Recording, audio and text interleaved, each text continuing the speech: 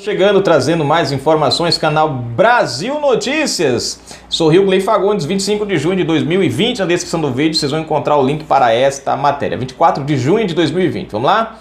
Antes de mais nada, se inscreve, comenta. Não esquece de apertar o sininho das notificações. Compartilhe os nossos vídeos, deixa o seu like. Se você curte nosso canal, gosta do nosso trabalho, seja um colaborador, seja um apoiador. Na descrição do vídeo tem conta bancária. Nos ajuda aí, tá bom? Após período de desgaste, Toffoli e Bolsonaro falam em entendimento entre poderes. É necessário nós prestarmos atenção no seguinte, gente. Toffoli está com os dias contados, né? Se eu não me engano, agora em setembro, ele, pirulita de lá. Em cerimônia no Palácio do Planalto, nesta quinta-feira, 25, o presidente Jair Bolsonaro e o presidente do Supremo Tribunal Federal, STF, Dias Toffoli, destacaram a importância de entendimento e harmonia entre os poderes, após semanas de desgaste entre eles. O evento também foi marcado por uma troca de cumprimentos entre Toffoli e o ministro da Secretaria-Geral, Jorge Oliveira, cotado para uma vaga no STF.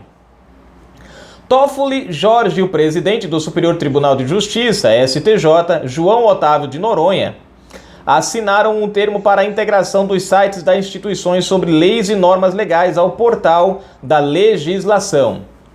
No evento, o presidente do Supremo afirmou que o Estado é um só, com poderes harmônicos e independentes entre si, e que as iniciativas entre as instituições devem confluir,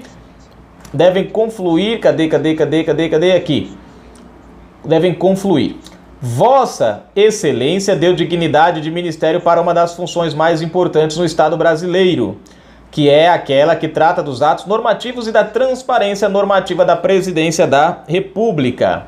Isso não foi só pela visão de Sua Excelência, mas também pelos méritos do Jorge Oliveira, que soube conduzir e levar este mérito, afirmou Toffoli, se dirigindo a Bolsonaro. Um elogio aqui do Toffoli para Bolsonaro. Mas, gente, vocês conhecem aquele ditado assim, dá com como é que é o ditado? Dá com a mão e tira com a outra, né? É mais ou menos isso. Ninguém pensa assim, nossa, Toffoli, gente elogiando Bolsonaro. A ação realmente é boa, né? O negócio aqui realmente é bom.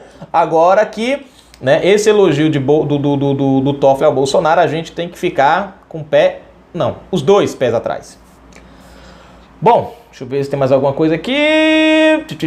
Aqui.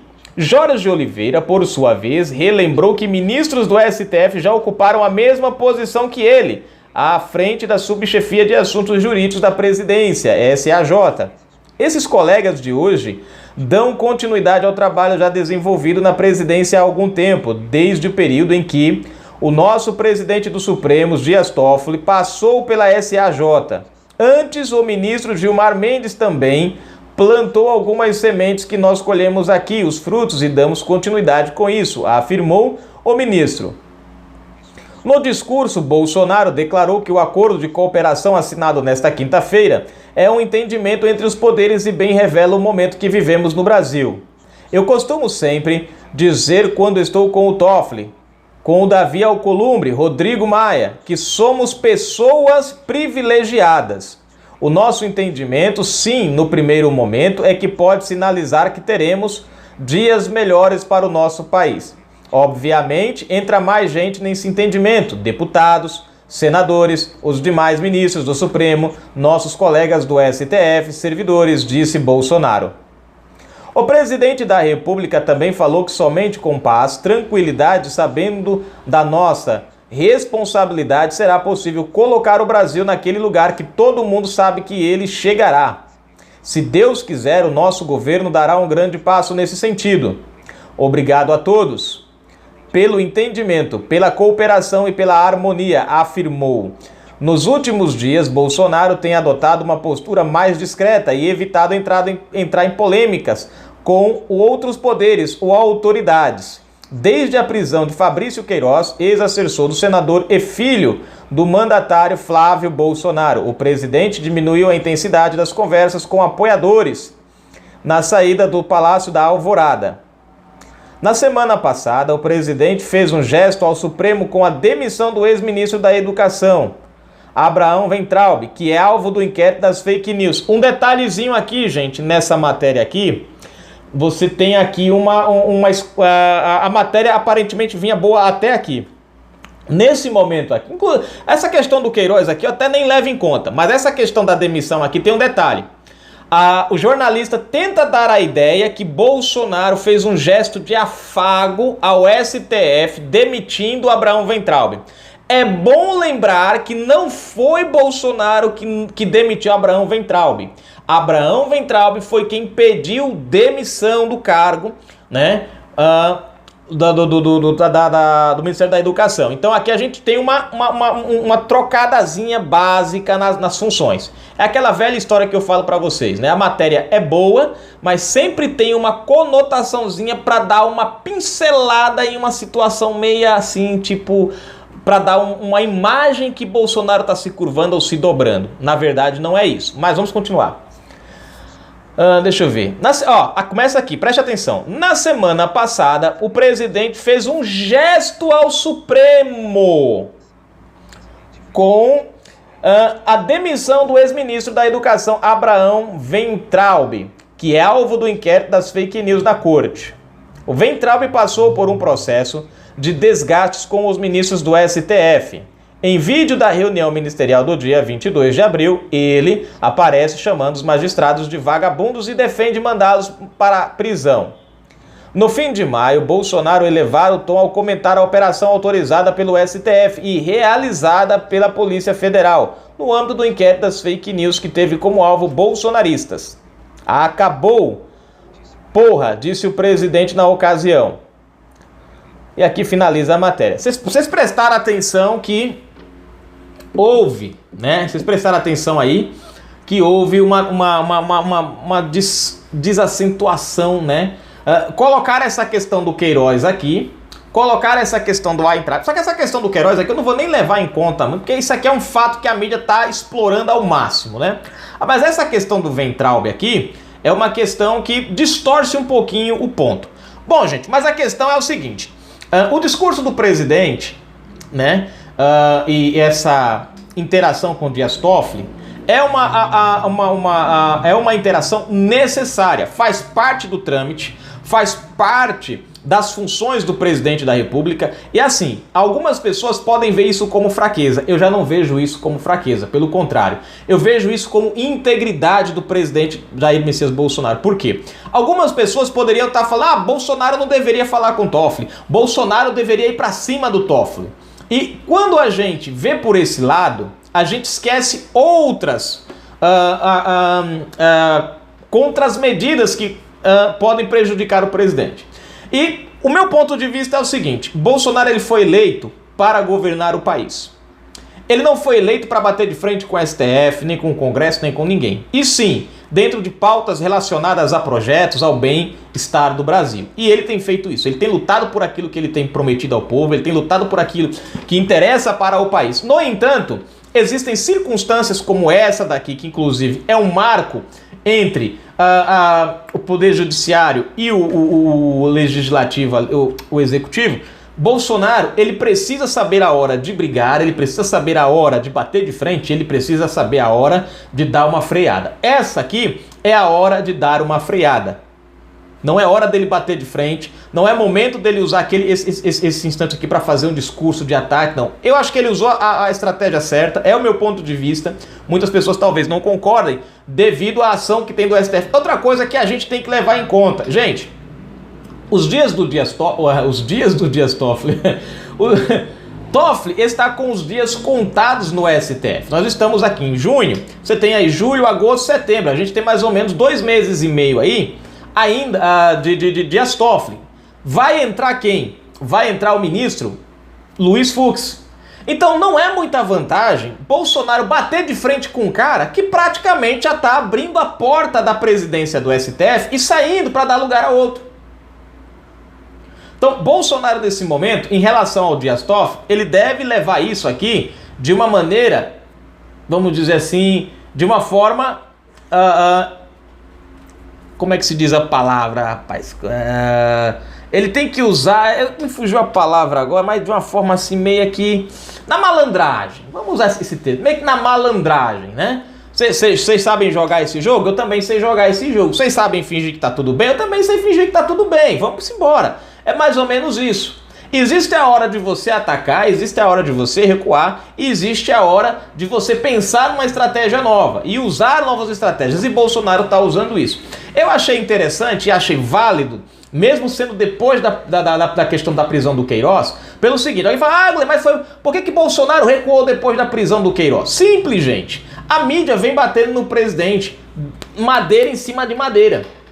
O presidente usou uma estratégia e eu achei louvável essa estratégia. Ele ao diminuir um pouquinho a velocidade dele nessa questão aí dos apoiadores, ao diminuir um pouquinho nessa questão aí de entrevista, ser mais sutil, ele está tirando da mídia, vamos dizer, o combustível que a mídia tinha para estar atacando ele. Que até então ele ia lá, ele falava, a mídia distorcia aquela coisa. Agora com essa questão do Queiroz, e isso, querendo ou não, é um prato cheio para a mídia, porque a mídia quer distorcer e vai aproveitar todo o fator Queiroz possível para distorcer as informações e alavancar isso contra o presidente. Enfim, e aí o presidente, percebendo isso, falou, cara, peraí, eu não vou dar fomento para esse pessoal. Deixa eu pisar no freio aqui um pouquinho, né? E vamos deixar eles correrem, que é o que está acontecendo. A mídia está vivendo agora em cima de especulações da própria especulação, porque antes eles especulavam em cima das falas do Bolsonaro, né? Agora eles estão especulando em cima das próprias especulações. Ou seja, se usando as falas do Bolsonaro já andavam tropeçando e caindo, vocês imaginem eles especulando em cima deles mesmos. Então é mais ou menos isso que o presidente está fazendo. Essa freada assim um pouquinho, essa acentuada, essa descrição maior, é como se fosse uma forma de não dar muito pano para manga para a esquerda, né? Então é preciso que a gente entenda um pouquinho as coisas. Para algumas pessoas, a tática de ir para cima é boa. Só que a gente precisa entender que Bolsonaro é um só. Você tem 11 ministros, 512 deputados, 81 senadores e uma penca, 27 governadores e mais de 5 mil prefeitos. Nesse número todo, nós só temos um presidente. E ele precisa lidar com toda a situação para não prejudicar a população. Ele tem que encarar essa bronca, dar um jeito de resolver esse pepino todo. Existem ações, às vezes as pessoas questionam ações a Bolsonaro que não são próprias deles. Você quer questionar alguma coisa contra o STF, você tem que questionar o Alcolumbre. O Alcolumbre é o cara que você tem que pressionar. Não adianta você cobrar o presidente. O único poder que pode interferir nas ações do STF chama-se Congresso, Senado. É o único. Então se o presidente Bolsonaro, presta atenção, e é aqui que a gente tem que se ligar na manobra. Hoje, quem está praticamente criando... Vejam só, o que foi que acusaram Bolsonaro? O cara vai transformar o Brasil numa ditadura, o cara vai transformar, vai quebrar o direito das pessoas, vai matar o homossexual, vai fazer aquele monte de coisa, blá blá blá blá blá blá blá blá. Foi isso que a gente ouviu falar o tempo inteiro. Bolsonaro tem mostrado justamente o contrário com essas ações dele. Ele não interfere, ele não atropela os poderes, ele apanha dos outros poderes, mas ele não avança o sinal. E não avançando o sinal, que alguém pode falar assim, mas Bolsonaro é fraco, ele deveria avançar. Aí é que está a questão, gente. Se ele avança, ele se torna igual. Se ele se torna igual, não é mais o Bolsonaro que nós votamos. Só que ele está usando as armas que ele pode, e essas armas estão dando resultado. Você pode pensar assim, tá dando resultado, mas o cara tá apanhando. Pois é, o cara apanha, mas cada um que bate nele tem que se revelar. E cada um que bate e se revela é um que o povo brasileiro tem conhecimento. O povo tem conhecimento de quem é o malandro, e aí já abre o olho para ele. Quantas pessoas você achava antigamente que eram boazinhas e descobriu ao longo de 2019 até agora que não passam de pilantras e safados? Graças a essa manobra, essa forma de Bolsonaro trabalhar. E você querendo ou não, aos poucos, as coisas estão andando. Nós estamos passando por uma crise que em outrora, gente, o Brasil estaria quebrado. Mas graças ao governo Bolsonaro estamos aí. Perdemos Abraão Weintraub? Perdemos, paciência. Bolsonaro está entrando nessa questão aí do centrão, fechando um acordo aqui, um acordo ali. É uma estratégia dele para ganhar apoio. E eu confio na estratégia dele. Afinal de contas, política, como eu já falei para vocês em outro vídeo, explicando como é que funciona. Política é isso. É o presidente da República negociando com os parlamentares. Isso é não só não é só um fato, não só faz parte da política, como tem que acontecer. Porém, o problema é o que você oferece e o resultado que você busca em troca. A esquerda oferecia cargos em troca de quê? Em troca de projetos para aprovar coisas relacionadas, vamos dizer assim, para aprovar projetos que só levavam ao roubo, à propina, à pilantragem, ao benefício de empresa A, de empresa B, como o próprio filho de Lula foi beneficiado por uma medida do próprio Lula, né, que foi aprovada depois. Por quê? Por que ela foi aprovada? Porque teve o toma lá da cá. Agora, a questão é, o presidente Bolsonaro está fazendo a questão da negociação com o Centrão, mas qual é o resultado disso? É um projeto para beneficiar um filho? Não. É um projeto para beneficiar um partido? Não. É um projeto para beneficiar uma negociata lá no raio que o parta que vai render uma fortuna de propina? Também não. É para negociar ali, para ganhar apoio, para que os projetos que ele tem possam passar folgadamente, ou pelo menos consigam passar na Câmara e no Senado. Projetos esses que nós esperamos que aconteçam. Projetos esses que, se Bolsonaro não tiver a malandragem, a sutileza de fazer alguns negócios com essa turma, nunca vão passar. Principalmente Bolsonaro, que está lá há 30 anos, passou 29 anos no parlamento e sabe exatamente como é que aquela engrenagem funciona. Então, a primeiro ponto, ele expôs a canalhada, expôs os pilantras. Agora está na hora dele começar a fazer esse papel. E é aí que a gente vai entrar em 2022 e prestar atenção em quem trabalhou pelo Brasil, quem foi contra o Brasil.